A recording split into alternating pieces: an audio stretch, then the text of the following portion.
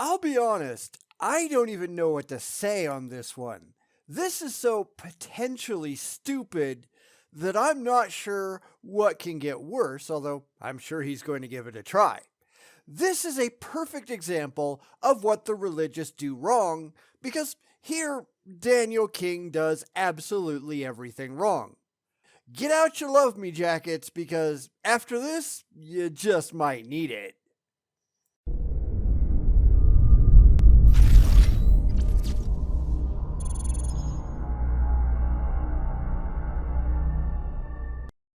So here comes Daniel King, proving what a complete nincompoop he is once again. Maybe even worse this time because, yeah, wow. Just wow. As I've said all along, this is going to be a two-parter because it's just too long to handle in one. And the first part is, shall we say, interesting. As in, you just can't stop watching the stupidity kind of thing. But hopefully trouncing him is at least fun because it's really not that hard to do. Here we go again with the first part of Proof for God number 9. Sometimes you'd think he's just got to get better than this, but I don't think he ever will. The existence of the earth is proof God is real. The earth is amazingly fitted to sustain human life. No, actually, it isn't. This is why these people are such complete idiots. They don't actually know nothing. So let's let Daniel get in his strut, and we'll be back in a minute to watch him make a complete fool of himself. Again, I think that's what we all expect after all.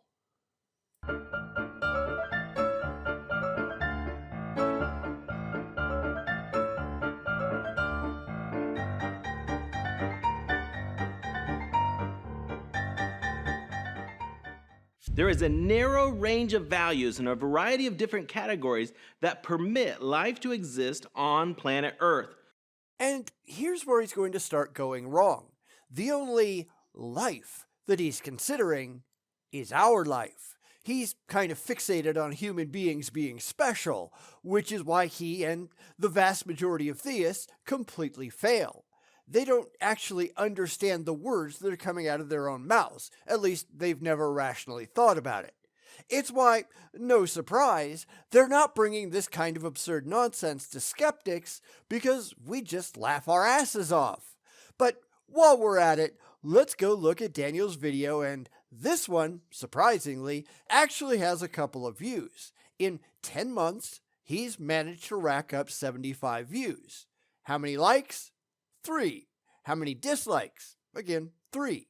The overwhelming majority of responses are from atheists who are just laughing at this dipshit, and every single response he has is just making empty claims because it strokes his pathetic ego. But sure, let's get going so we can completely wipe the walls with his idiocy, because won't that be fun? The probability that these perfect conditions appeared by chance is astronomical. For that reason, the finely tuned nature and situation of the earth is evidence of design. Sadly, Daniel doesn't know what evidence is either. Most theists don't, so I'm going to help him out once again, even though we all know he won't care. Evidence isn't, well, it sounds good to me. Evidence is that which points directly to a demonstrable correlation between the cause and the effect. What he's really doing here, what most of them do, is say, well, I don't get it, therefore God. But that's not evidence, that's rationalization. That's getting to the conclusion that you wanted to reach all along for completely emotional reasons. If he had any evidence, he'd be able to point to direct, demonstrable observations and how he knows that a certain specific thing, in this case a God, caused those observations to manifest. But I want it to be true. Yeah, that doesn't mean anything, but of course, that's all he's got. Premise A. The fine-tuning of the earth for the existence of all life is due to either chance, necessity, or design. Now, demonstrate that. That's 3 options that you've thrown out there. Now prove it's one of those 3.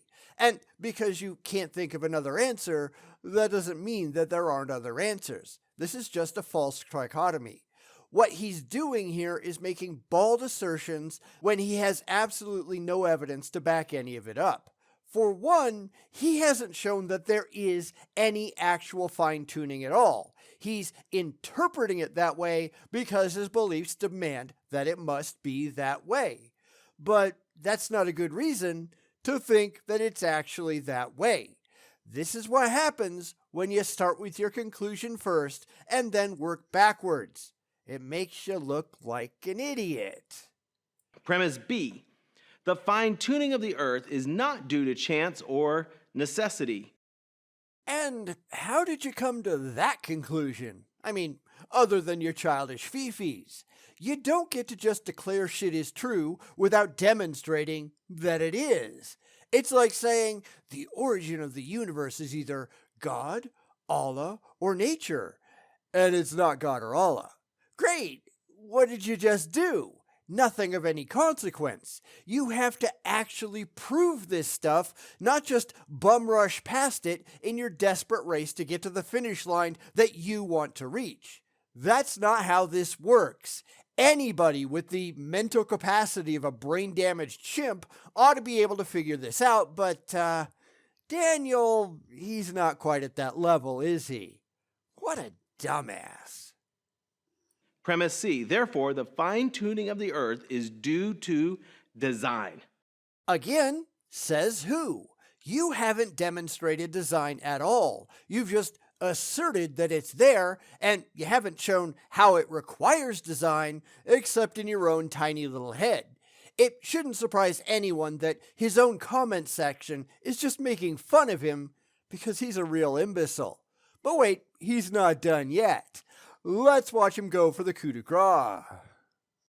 Premise D. If there is design, there must be a designer.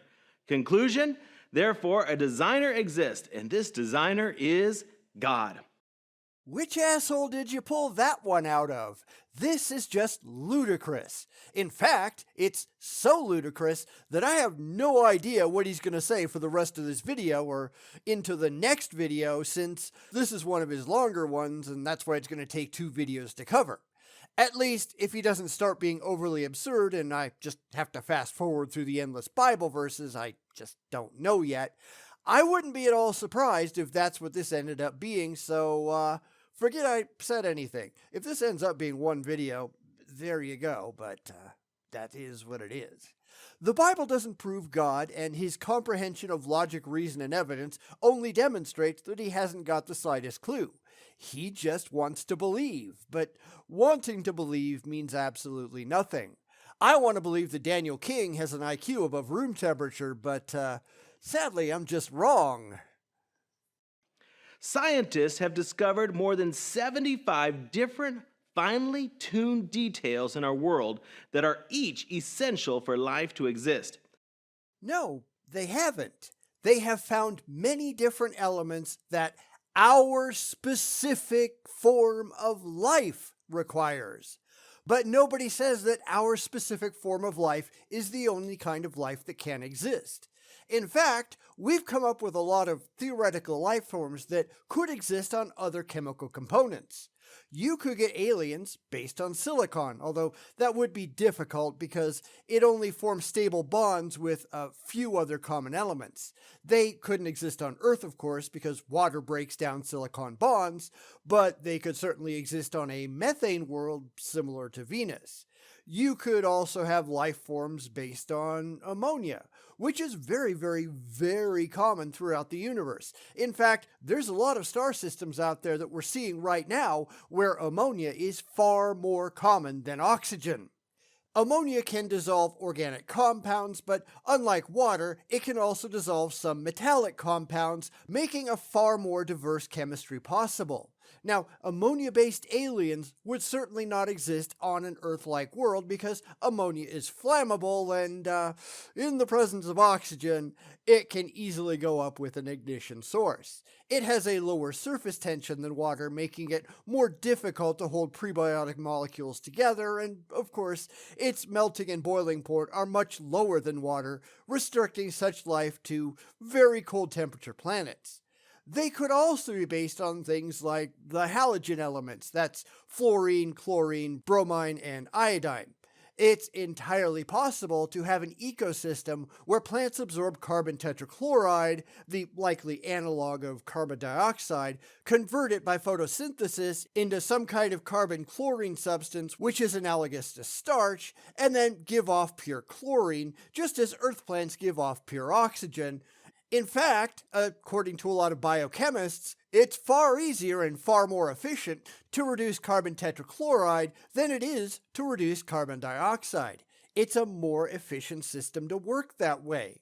You could also have organic molecules with different chirality. All amino acids, for instance, are left-handed on Earth, while DNA and RNA are right-handed.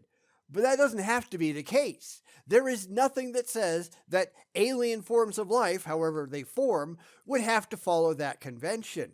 It also means they'd have no interest in Earth, even if they could survive here, because nothing produced here could be processed by their systems. And that is, of course, if you're not talking about, say, cyanobacteria, which doesn't actually depend on chirality to survive. An alien right-handed cyanobacteria could survive here just fine, and because Earth-based predators couldn't eat it, it could catastrophically destroy the food chain and drive the planet into extinction. There is no reason at all to think that this can't exist out there. I'm sure Daniel doesn't know any of this. He doesn't seem to know much of anything, and he doesn't seem to care either. It doesn't stroke his childish ego, which is what all of this is really about. But Daniel's just a dumb shit. If even one of these conditions were slightly out of tune, then life on this planet would be rendered impossible. Nope, sorry. It would be rendered different. Now, yes, it could render life impossible, but Daniel's only talking about life as we know it, and he has a very poor imagination, except when it comes to his imaginary friend. He has absolutely no knowledge of actual science, which is why he is what he is. He's so attached to the world that he knows that he's incapable of considering any other options, even though other options do exist. So his entire argument fails because Daniel is ignorant and delusional. And that's kind of sad, right? Mathematicians have calculated the probability of all 75 of these details happening perfectly by chance is less than 1 in 100,000 trillion. That's because you're assuming that this was all planned, that there was some kind of a grand design. And it's too bad you're just wrong. See, we're all a product of our conditions. We evolved to fit the conditions that happened on this planet, and whether he likes it or not, those conditions have changed over time. There have been things that have evolved on this planet that could never ever live today. And, of course, we could never ever have lived in the distant past. Why? Because they evolved to fit different conditions and things that just aren't that way anymore, just as we evolved to fit conditions that didn't used to exist. I bet he didn't know that either, or he chooses to pretend that it isn't true because it doesn't fit his ignorant worldview. He doesn't want it to be true because it makes him unhappy. Well, too bad. Here are some of those conditions that make life possible. 1. The distance between the Earth and the Sun. You do know that that distance changes rather dramatically every single year, right? Depending on the time of year, the orbit varies by about 5 million kilometers. We just happen to fall within the Goldilocks zone of our sun, but we're not alone. Venus and Mars, they both fall within that zone where liquid water could exist, and at one point in time, we know that Mars did have liquid water on the surface. It just didn't have the proper size and gravity to maintain a stable atmosphere, so it all just kind of off into space. We also know that there are many other stars out there with Earth-sized planets in their Goldilocks zones that could have life. We found Kepler 186f not that long ago, and it is a perfect candidate. Only 493 light years away, too. This planet is set at precisely the right distance from the sun. If the Earth was 1,000,000 miles closer to the sun, we would all burn up. And if the Earth was 1,000,000 miles further away from the sun, we would all freeze. Dumbass, our orbit varies by more than 1,000,000 miles every single year.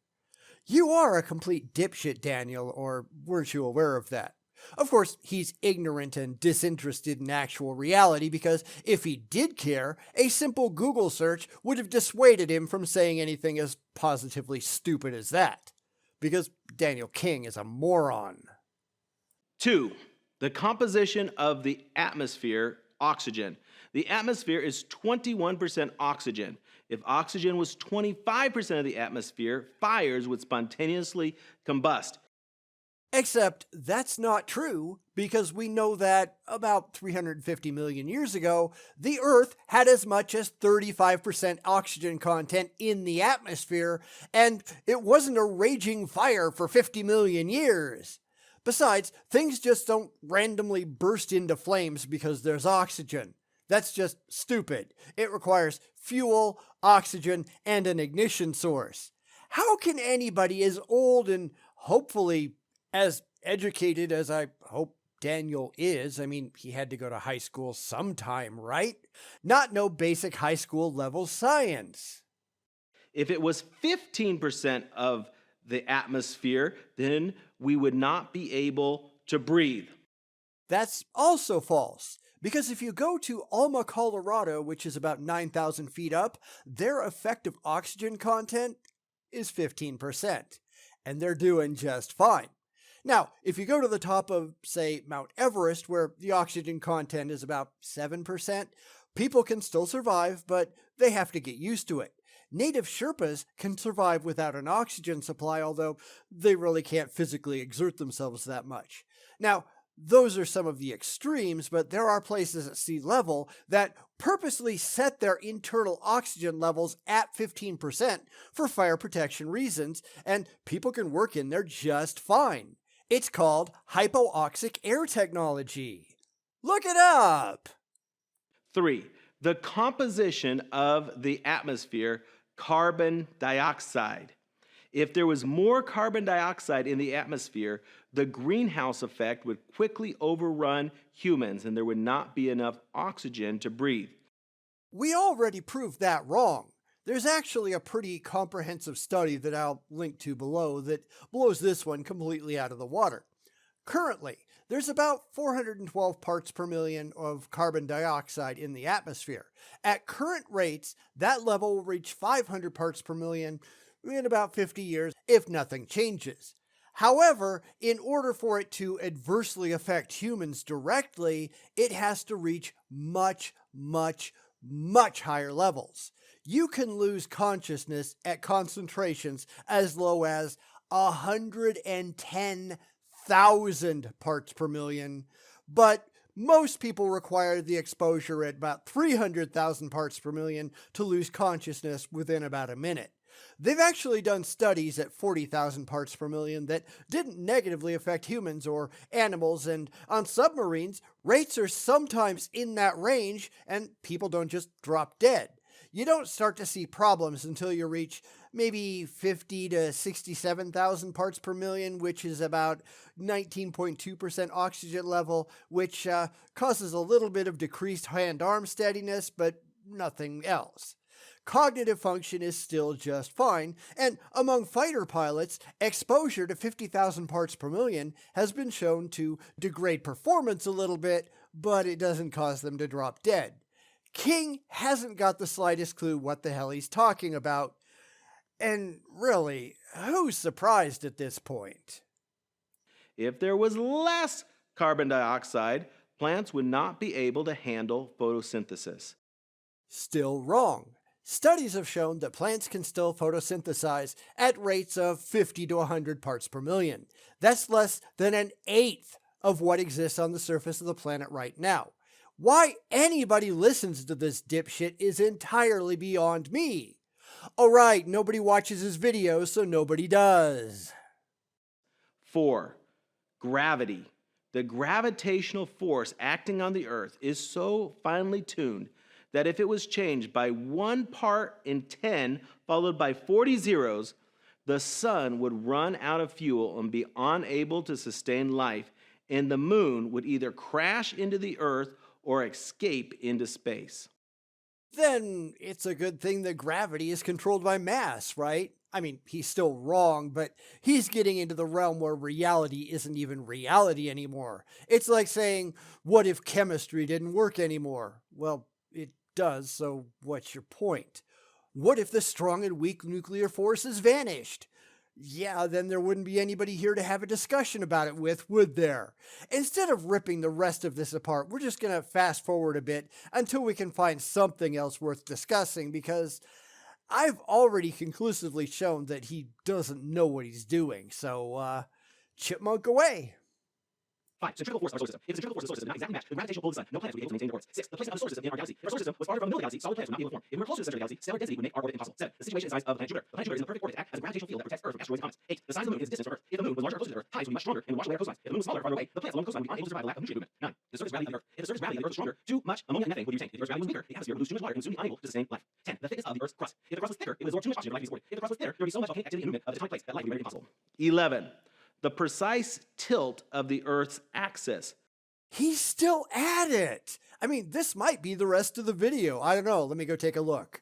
All right, it looks like he stops around number 15, but I'll just cover this and we're going to stop for the day because fact-checking an idiot with no facts isn't a lot of fun. We've already firmly established that he's completely clueless. The problem with all of this is that he's never established that it would matter except with our particular form of life. If you got to the point where mass didn't exist, then there wouldn't be a universe. But as I said, he's still playing his little, we're so important that it has to be this way game. But nothing says that we're important except in his childish little mind. So we'll do this one just to end in a good place, and then we'll come back next time, wipe out his last couple of objections, and hopefully get onto something that he isn't getting off a creationist website, because they don't know what they're doing either. I just went down to see if he credited his source, and of course he didn't, and that doesn't really matter, but let's just wrap this up. The tilt of the axis of the Earth is perfect for maintaining Earth's temperature and gives us the seasons of the year. If the Earth was tilted a few degrees more in either direction, life on Earth would become impossible. Not remotely true. Life as we know it might not be possible. I mean, it might be, it wouldn't be easy, and people, for example, would have a very limited range right at the equator, but that doesn't mean that life of any kind couldn't exist. You know, axial tilt is the reason for the season and all that. Of course, we don't have to talk about humans.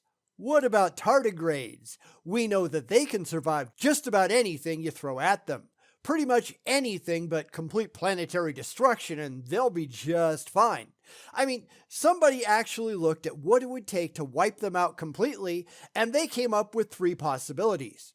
First, a nearby star goes supernova and completely burns the Earth to a cinder. Secondly, and this is the one I thought of immediately, a gamma ray burst. Third, an asteroid comes by and just blows the planet to smithereens. That's it. That's what it would take. And in reality, though, since tardigrades don't require oxygen, they might even survive the first 2, although in vastly diminished numbers. We know that they can survive in space for short periods of time and endure hard radiation. To really kill them, you'd have to entirely wipe out the oceans, and that would take an incredible amount of energy. How much energy? About 560 septillion joules, which is more than 1,000,000 years worth of the total energy production of humanity at current rates. So I think they're pretty safe. So this is where we're going to stop this time, and I know why this is so ridiculously long.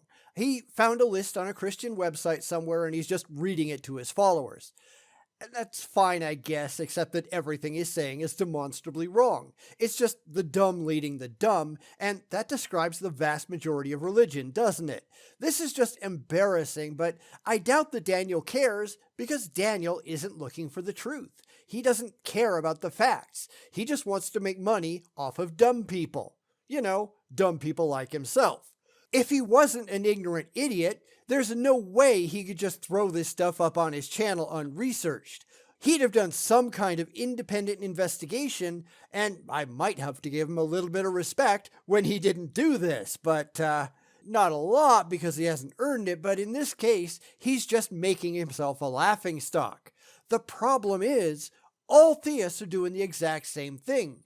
They just want to believe. They don't actually care if what they believe makes any sense. So anyhow, we'll come back next time to see the last half of the video, and once we get past all the absurd ignorance, the last couple in his list, hopefully he'll have something better to say. It won't be smart, I don't think he's capable of that, but maybe it'll be a little bit more entertaining. Let's keep our fingers crossed. It's kind of hard to be any dumber than this. Bum